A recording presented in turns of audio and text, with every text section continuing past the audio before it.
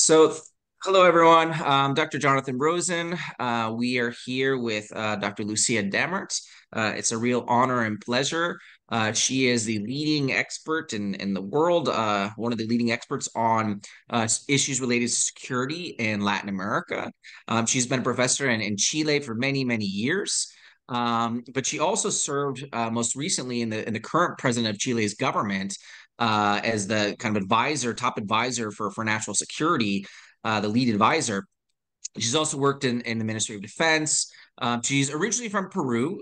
She did her bachelor's in Argentina. Then she did a master's. She's lived everywhere, right? Then she did a master's in Pittsburgh, which is one of the top schools for studying Latin America, still is today.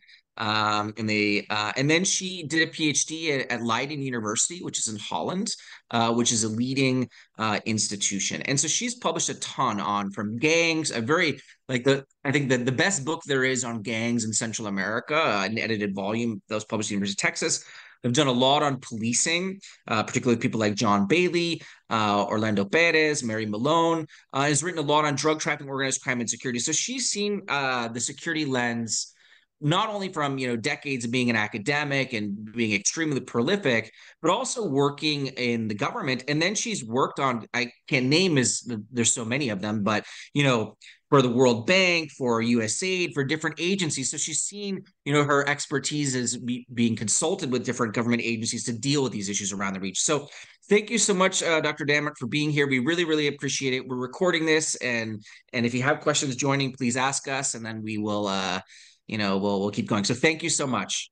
Thank you, Jonathan, for the invitation. It's great to see you and great to see your professional development too, and all the reports and documents and papers that you have published too, and also books. We collaborate in a couple, so I'm grateful for that too.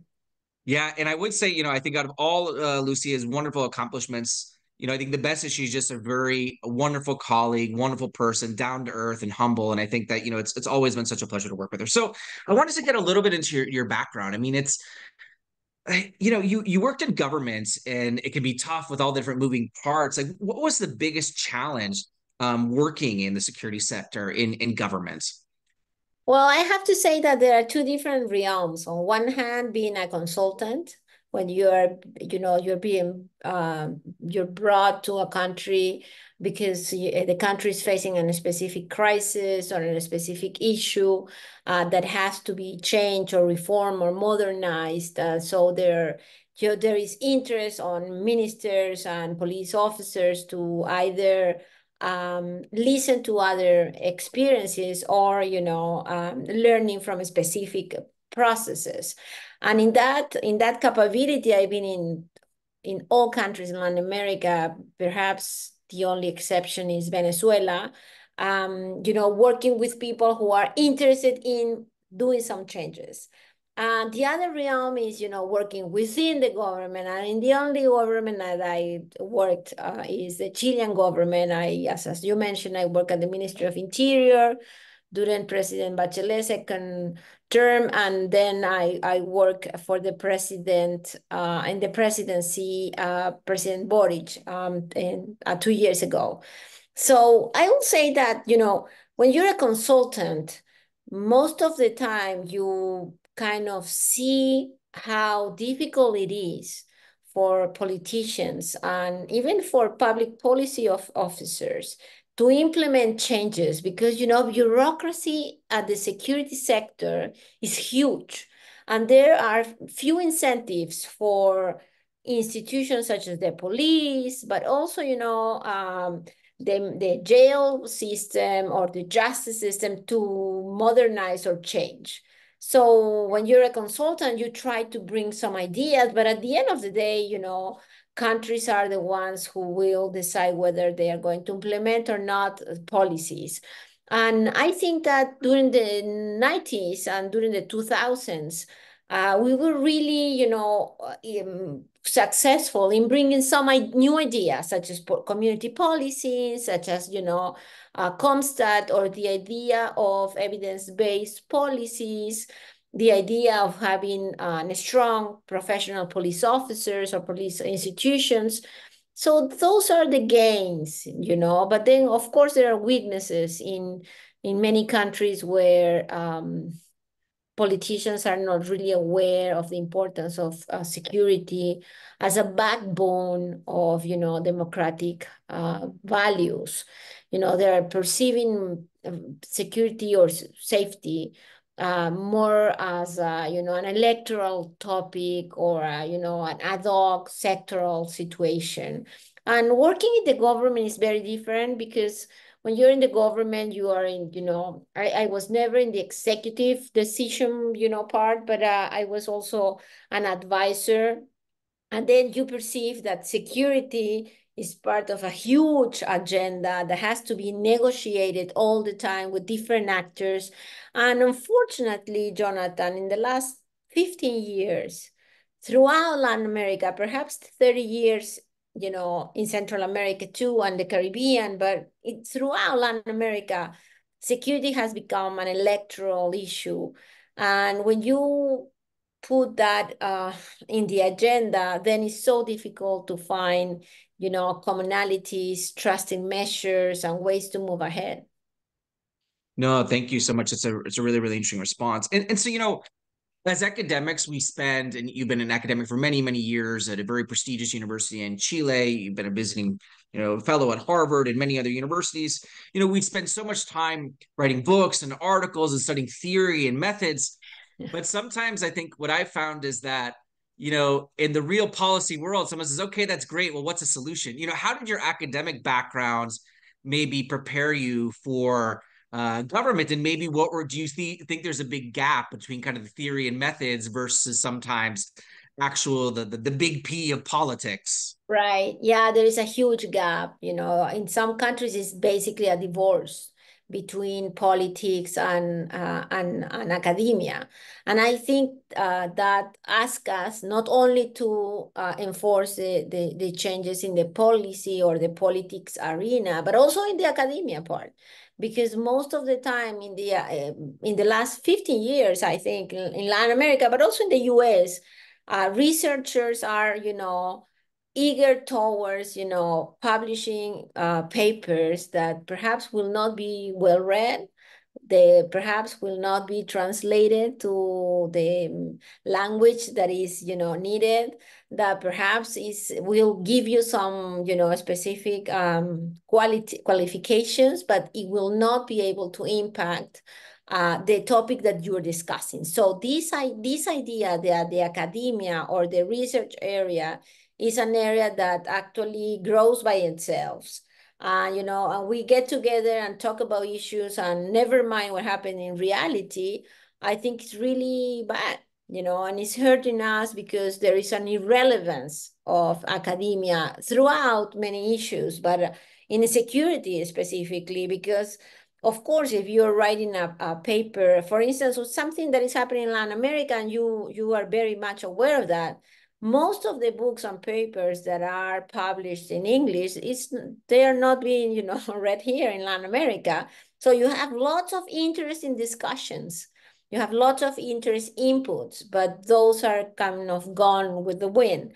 So, but also in the politician area, as soon as this topic of security started to be an electoral topic, and that was really fast, the beginning of 1990s, then it's just, very difficult to talk about evidence-based or long-term initiatives of the need for structural reforms because politicians need to have results. And that's why, Bukele now with with his mano dura policies, but previously, Funes and others, in Latin America have won recognition for a while because they say, well, researchers, they don't know anything. So I'm gonna just put everyone on jail. So we are just gonna, three strikes and you're out. And also, Jonathan, we have this problem that of importing policies that were supposed to be working mostly in the US and Europe So we import them without rigorously changing the dimensions that need to be changed in order to be applied in Latin America. Yeah, that's a really good point. I do think one of the things that I've noticed is that, just because something happens in New York or Los Angeles or London, it doesn't mean San Salvador's the same or San Pedro Sula, Honduras, like, or somewhere in Argentina. Like context matters. And I do think we've seen a lot of these programs that have these big size models. And I think one of the things is as you say, that understanding the context, dimensions, the nuances, are really, really important. So Chile, is a very prosperous country. Chile, when you look around the region, when you look at places like Venezuela, Colombia, Mexico, we talk about drug trafficking, organized crime, violence. Right. Chile doesn't have some of those security threats that say that other the countries do. What was a top issue that you were focusing on in terms of the agenda? I mean, for those who don't know, Chile has a very young president, very energetic, trying to do a lot of reforms, including constitutional reforms. But how did you kind of prioritize your average day in the government in Chile? Well, I wasn't in charge of security. I was working for the presidency. Right. So my work was mostly linked to, helping the cabinet, the presidential advisor group to define, the documents that he needed, or, the discussions about policies that were supposed to be implemented or new initiatives. But in terms of security, one of the important things, Jonathan, is that although Chile for many years was the safest country in Latin America, we have homicide rates that were lower than Chicago and Los Angeles and many places in the US, European levels of homicide rates. We have always had, since the 1990s, huge fear of crime levels. So we have a population that is very, very fearful of crime, and the sense that crime is increasing, and the sense that, there is a threat in everyday life situations. So that level of fear, along with an actual increase of criminality in the last perhaps 8 to 10 years, and more than criminality in general, the violence that is linked to some specific acts have put security at the top of the Chilean agenda. So nowadays we are discussing whether we want a new Bukele here in Chile, or if we need to bring the armed forces. So the same topics that you are researching in Central America, we are discussing here. So it's really interesting to see how, now is widespread the concept of criminal organizations being present everywhere. And I think that there are three moments that are important for us in Chile and Latin America. One, of course, is COVID. We have discussed this before, but COVID was hit really hard Latin America in every level and dimension. And of course, after COVID, the criminal scenario changed a lot. Second, the importance that Latin America has on the drug trade and the human trafficking trade to an arms trade. And I think that's something that was always present, but now it's more important throughout the world. And third, the the crisis of political participation, the weaknesses of political parties, the increasing levels of corruption, the feeble capacities of state institutions are also widespread. So these three elements have opened the window and the door, actually, for more security concerns and more security requests by citizens, either in Chile, in Uruguay, Costa Rica, and of course, other countries. No, that's really, really interesting. And when you look around, I think you made a really interesting point that, sometimes the people's perceptions, like if you look at Bolivia, Bolivia doesn't have the levels of violence, as some other countries. But if you look at like the Latino public opinion barometer, the late pop barometer, people's perceptions of insecurity are through the roof, right? That they think it's really insecure, that there's violence everywhere. So when you look around the region, you've seen kind of this diversification, fragmentation of, almost hundreds of criminal actors. Um, we've seen real issues with violence. When you're talking about organized crime and security in Latin America today, what do you see as the big challenge? What do you see as one of the big kind of developing trends? Yeah, I think, well, nowadays is the politics, is the state capacity to fight illegal markets. So 20 or 30 years ago, we have this problem of, inequality and poverty and very weak police institutions and very weak justice systems that will allow for petty crimes or crime of opportunity to really develop on the streets. So those were, the focus areas. And of course, in order to tackle that, we had, community policing initiative. We strengthened the capacities of our police officers. We consolidated in most countries the justice system. So we really move ahead in some of these areas. But the problem is that now Latin America in general is within this process of consolidation of illegal markets. And we have, illegal mining, that is increasing really fast, that brings lots of other problems, violent problems to either in Colombia or Peru. We have, of course, we have drug trafficking. We, in Latin America, and specifically in South America, we produce 90% of the whole cocaine production in the world. And most of that is being consumed in the US. So this traffic, brings lots of violence in the process, in the movement towards the US and now towards Europe too. And there are many illegal markets. So why are those illegal markets growing so strong? Well, I'll say three elements. One, our state is either not present or ambivalent towards, illegal markets or illegal actors. So in some cases, they actually kind of participate with those, illegal markets or illegal actors.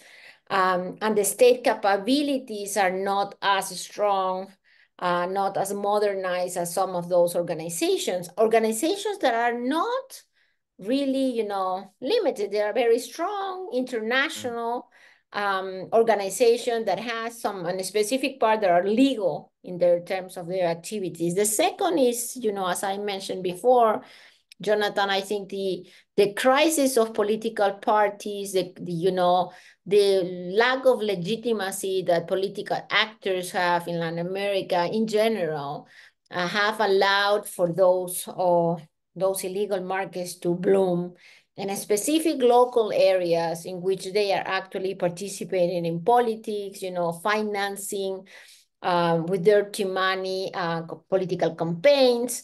And the third is the increasing level of economic crisis in some countries in Latin America that have opened another window towards, informality, and many other opportunities that are right in the middle between informality and illegality. So in those three areas, so when you see that the increasing numbers of women being traded throughout Latin America for, prostitution, this is an illegal market that is being, not being perceived as important as should be, for instance. Yeah, that's really interesting. And one of the things that you mentioned, the case of like Bukele, Nayib Bukele, who's the president of El Salvador, we've seen in El Salvador, I think they just extended this kind of state of emergency for, the 24th time. Ecuador, we've seen responses to, rise in gang violence and organized crime. And we've seen in Haiti, the recent news of the capital city. What do you think? And you've written a ton on policing and tough on crime, or as we say in Spanish, mano dura. Why is it so popular? Is it just fear among citizens? Is it that, you almost see that you can't really get elected unless you talk about, as you were saying, security, right? It's not Right. popular to talk about prevention and reinsertion. It's let's Yes. round up everyone and build jails. So how do you see this around the region? They've been talking about the Bukele model in Honduras. Any thoughts about that? Yeah, well, when you got in the electoral circus, then everything has to be quick and easy and funny, and and a slogan that can be remembered, something that will make sense to everyone. And nowadays, in the era of social networks, I mean, there is no space to really explain, crime prevention. It's easier to say, I'll build 4 jails in the middle of nowhere and they will suffer. And that image, really resembles well with many citizens who have been either victims of crime or they're, fearful. So that's one level. The other level, I think, Jonathan, and this is something that we have to be self-critic to, is that in the last 20 years, we have tried in Latin America, most countries have tried to implement preventive measures. But in most cases, those measures were implemented in a badly way, without funding, for small periods of time, without political will. So what happened is that citizens, rightfully so, say, yeah, we did have community policing, but it didn't work. I saw them. So, of course, what they saw is not really community policy. It was a couple of police officers that someone told them that they have to ride a bike and, move around the house or something. That is, so we have many initiatives that were well-intentioned, but were badly implemented. And that has eroded most of the public perception or the legitimacy of Legitimacy. yeah, of preventive measures. So nowadays we are just, in that area of crime control. And I understand why citizens are requesting crime control measures. I understand why Bukele's proposal is so well perceived, because, of course, something changed in El Salvador. The problem is that, there is also, human rights violations. There is also the question about sustainability of those initiatives. There is also the question about democracy. But as I mentioned before, what democracy means for many Latin Americans, having an electoral party every 4 years, that is democracy? Well, in most cases it is. So we have to also revisit the whole process and the practice of democratic discussions on, practices in Latin America. Yeah, it's really interesting. In some of the lay pop surveys, they asked this question of like, would you be willing to support a military coup to reduce crime and violence? And in countries that have had, I mean, Guatemala had a 36-year civil war, as you all know. El Salvador, 12 years, 75,000 people dead. In more than half the country, they'd say, yes, yes, we love democracy, but we're willing to support a coup to reduce crime and violence. And so in some ways, I think you're right that politicians, it's really interesting analysis that politicians are responding to these real needs. That is really, really fascinating in terms of policy, right? And I think sometimes as academics, you've had a foot in both doors. That as academics, we operate in kind of a vacuum. In the real world, you have to deal with the voters, and you have to deal with individuals who are trying to get you out of power. One of the things that I wanted to ask you about, and to me, I think the more I study this, I start thinking that the root of all evil is corruption, right? Because at the end of the day, if you're looking around the region, and not every country is the same, right? But you're really seeing the ability of high level criminal organizations to kind of penetrate or almost have this symbiotic relationship.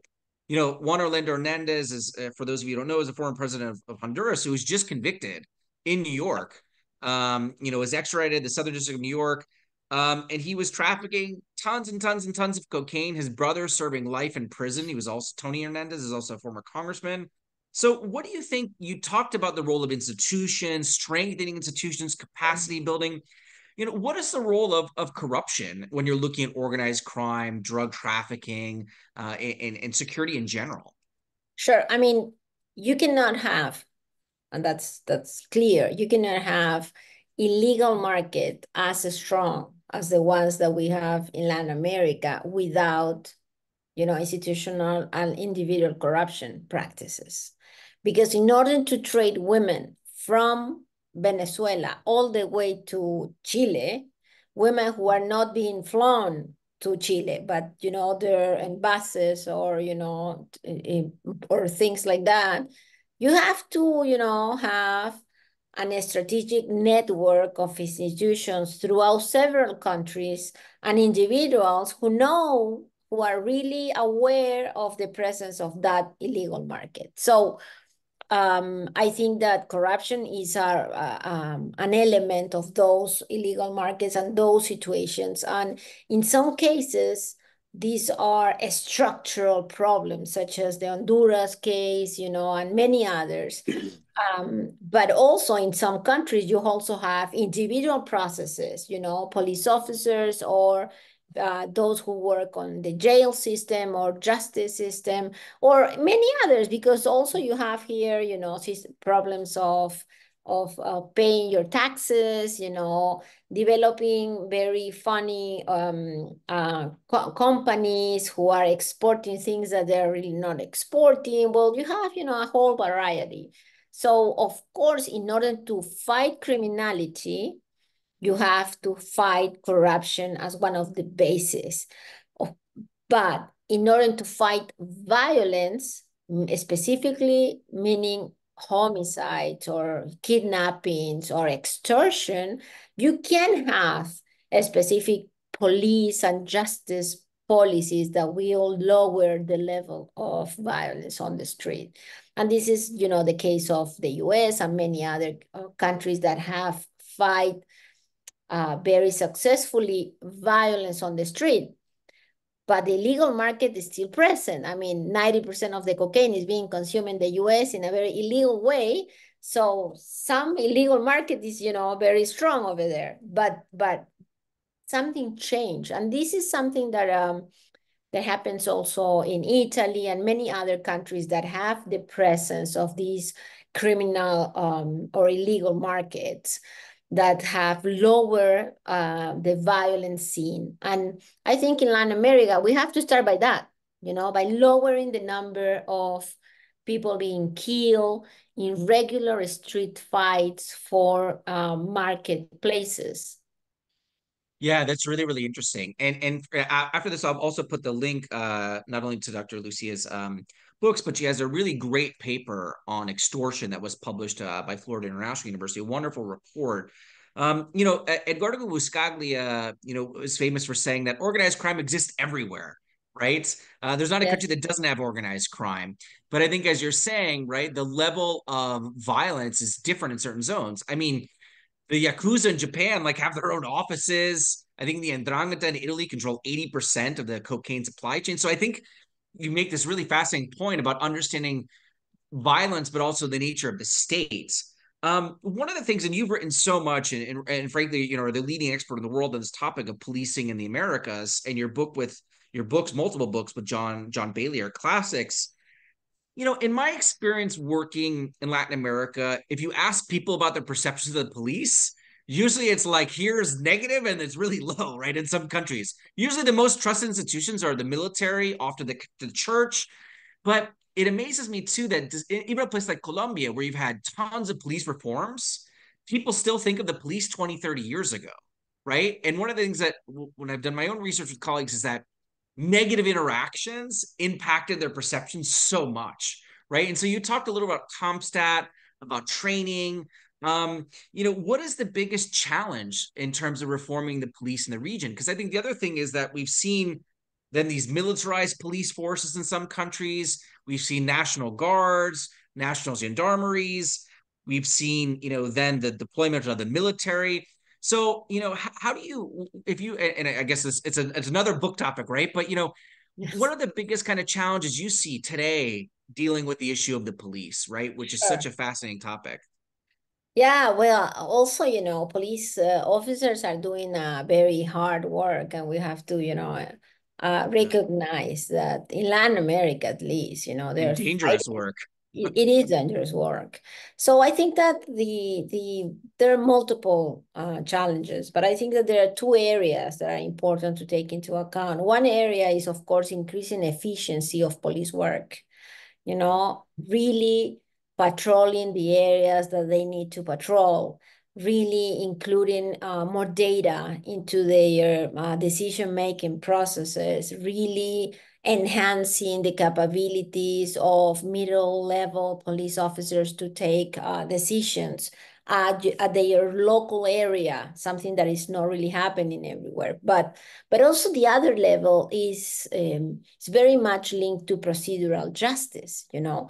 The police not only have to be efficient, but they have to treat people rightly. They have to be they have to have a conversation or a relationship with citizens that is not hierarchical only, Yeah. or not, violent in some areas, but also, more specifically, it has to be more transversal. It has Yeah. to be non-discretionary. And there is tons of documents and papers on that. Unfortunately, they haven't, traveled that well to Latin America, but the procedural justice theory makes the point on the importance of legitimacy of the police work. So what is very interesting in our case in Latin America is that the best police officers are not being located in the most needed places. Yeah. you know, because of the way we work, those who are less efficient or they are not well behaved, those are the ones sent it to the most, crime related areas. So of course, those citizens who lived in fear and who lived in the middle of a violent scenario, they also got, most of the time, they got the worst police officers, the less prepared, the most violent, the most corrupt. So, and in that area, something has to be changed. But also, I know that this seems perhaps silly, but continued process of police education and police training, so that they will be able to understand that talking to citizens is a daily routine that they have to do. It's not something on the side. It's something that is core to police work. So when we talk about community policing, for instance, it was so hard in Latin America to achieve police patrolling by foot. It was really hard. Yeah. Most police officers, they just, want to patrol with cars. But of course, that is important in some specific areas. But if you're patrolling in a small community, you need to bring to, in some cases, create the links with those that are being patrolled.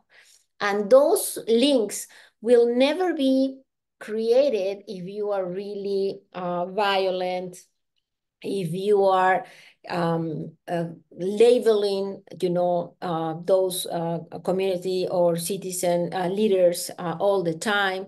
So I think there is room for more work with police officers, even though police institutions in Latin America has really consolidated in the last 15 years. Nowadays, we have, better institutions, we have better education, we have, most police institutions have gender policies, they have, human right codes of ethics, they have, use of force manual. So there is an increasing level of professionalism, but there is never enough because the threats have also changed and citizens are expecting more and more.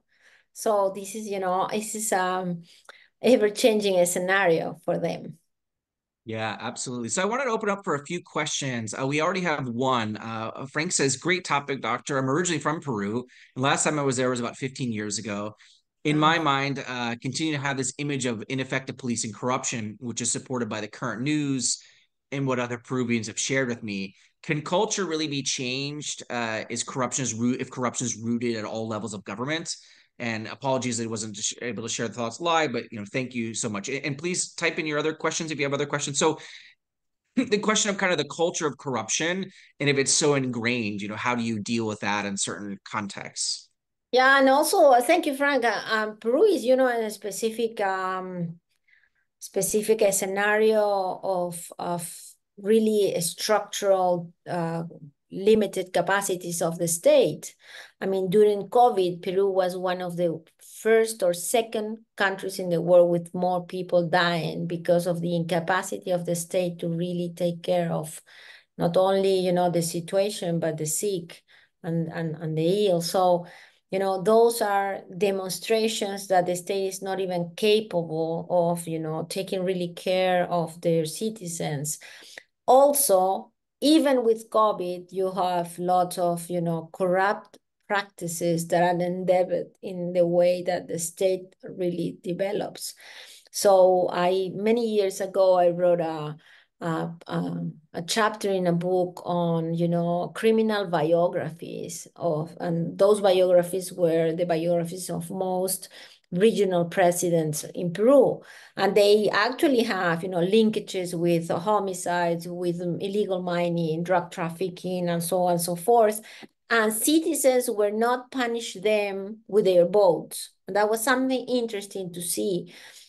Because there is a culture, as Frank mentioned, is a culture of corruption on one side, and also there is no real recognition that corruption really impacts, poverty level, inequality, and even security.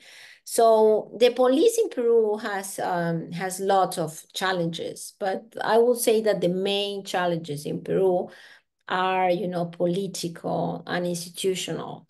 As soon as you can, change some of the capabilities of the state in some areas, and also develop some political, check and balances, then, you will be able to tackle illegal markets.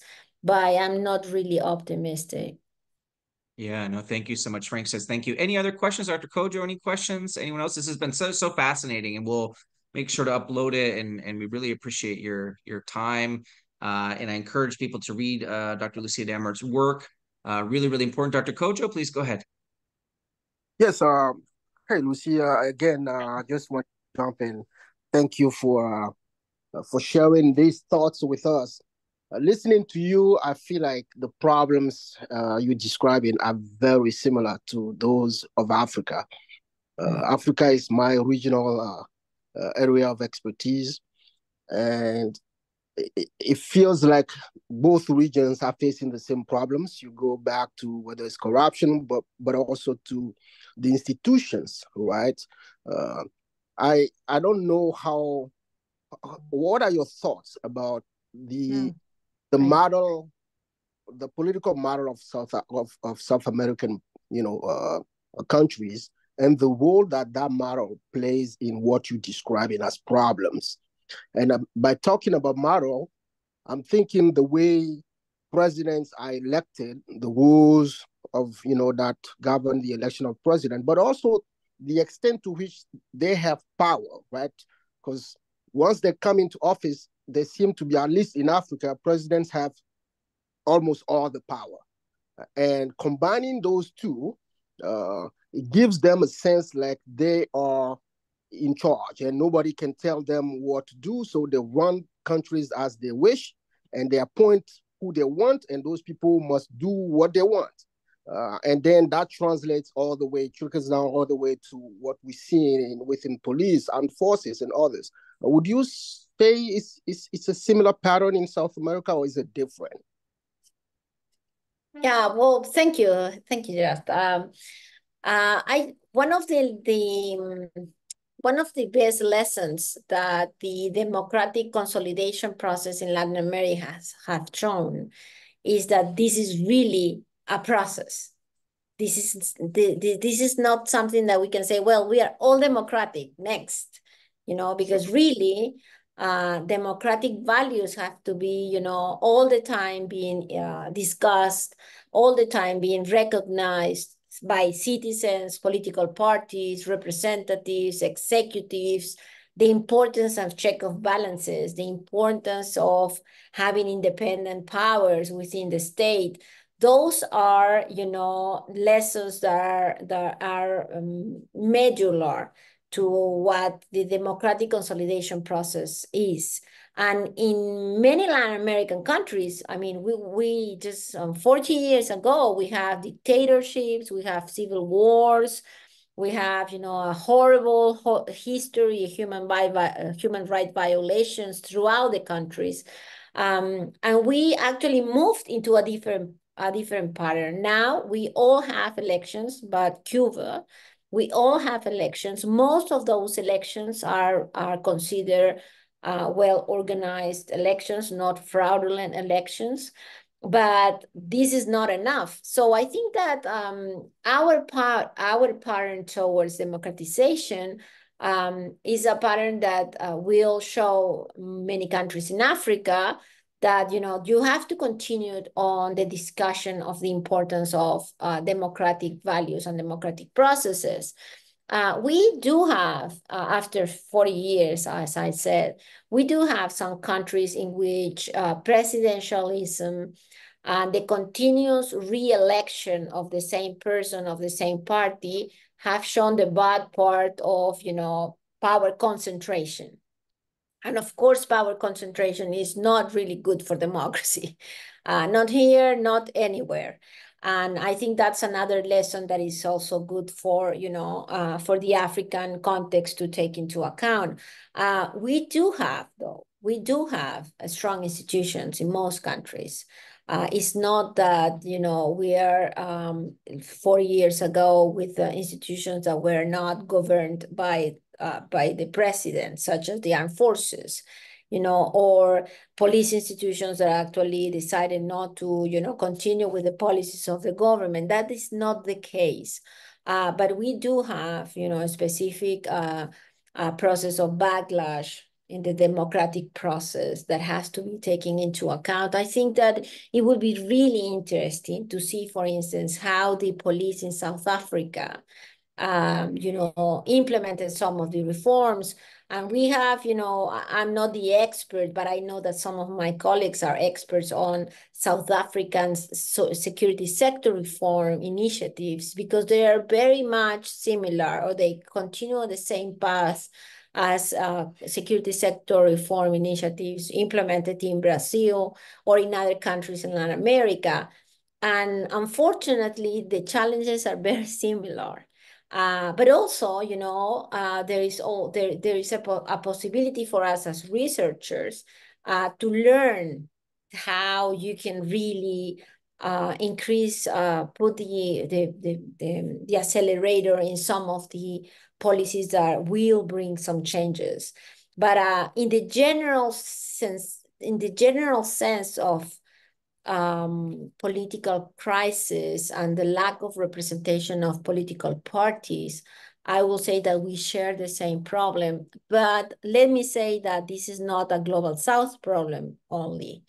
This is a problem that you will face very soon in the US with the next election. This is a problem that is being faced in many countries in Europe. So there is, you know, I think that this Cold War area is really finishing, and we are not really aware of what is starting. And in that sense, also the role of illegal markets, the role of violence, and the definition of crime is also, you know, part of that process.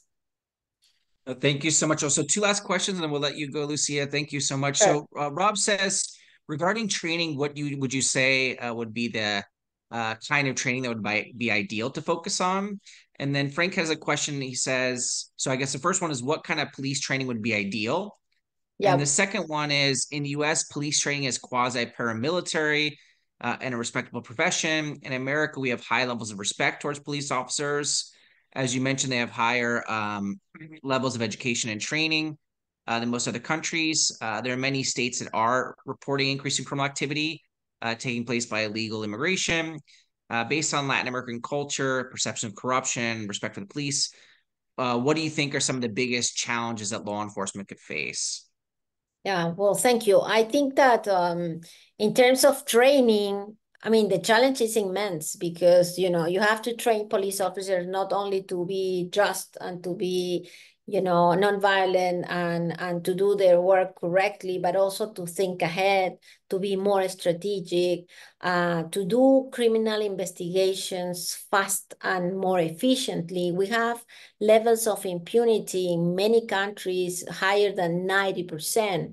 So more than 90% of all those homicides, the hunted at every year are basically gone. No one really is charged for those crimes. So as some researchers will say, committing crimes really pay because no one will, follow the lead to put you in jail. So there are many areas, but my sense is that also we have to train police officers to understand that the importance of illegal markets as, real industries. Because one of the problems that we're having now is that in order to tackle drug trafficking, we are, putting thousands of kids who are selling a small level drugs on the streets in jail.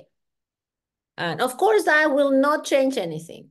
It will not really change anything. You know it in the US, we know it here, because the industry requires a demand and offer situation. And the demand of drugs is increasing everywhere. It's increasing in Europe, in Asia, in the US too, but in a different, composition of drugs.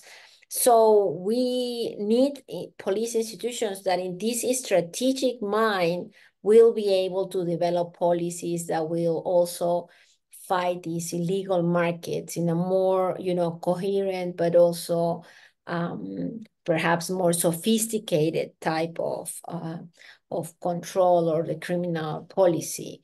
My sense is that training is not for everyone, of course. Some of police officers will be in that strategic part, and others will be patrolling the streets. But for those patrolling the streets, it's really important to be able to understand that even though criminals are, criminals and they have to pay in jail, they are not liable for police excessive use of force. There is a presence of regular police work that has to be enhanced too. But there is a multiplicity of topics, gender issues, minority issues, the relationship with of police with minorities in general is something that has to be included in the training. That will not change cultural problems of any country, but that will allow us to work with police officers in a better way. And as far as a frank comment on migration and, illegality and police, the biggest challenge that the police actually have in Latin America is lack of legitimacy. Because when you're working in an area in which citizens either do not trust you or just despite you because they think that you're corrupt or you are inefficient or you are just lazy, in that area, no one will collaborate with the police. Either, giving some information or actually just, helping with the public sector working. So they will not do anything with the police. And the erosion of police presence, the erosion of police legitimacy is really, really bad for their work, because then they're not able to do crime prevention, crime control, or criminal investigation. So that's why I put so much light into procedural justice, training procedural justice capabilities of police officers throughout the world, but specifically in Latin America. And of course, as you are mentioning in the US, the increasing levels of violence requires more data. Here in Latin America, and this is a topic for another conversation, Jonathan, but here in Latin America, we always say that almost everything is being done by organized transnational criminal organizations. I am not that sure. I think that in some cases we have lots and lots, perhaps thousands of a small group of criminals who are actually, having a role in this huge network of criminal markets or illegal markets. So in order to understand that, you also have to have more data, more intelligence, and for that also, I think that's another challenge for police officers throughout Latin America. Well, thank you so much, Dr. Lucia Dammert. Really, really fascinating conversation. We could talk for hours and hours and raise a lot of questions to think about. Thank you so much. And we can't, we'll recommend your books, and we can't thank you enough for your time. We know you're really, really busy. So have a wonderful day, and we'll be in touch. Thank you for the See you invitation. later. Good luck. Thank you so much. Thank you. Bye-bye. Ciao. Bye-bye. Bye.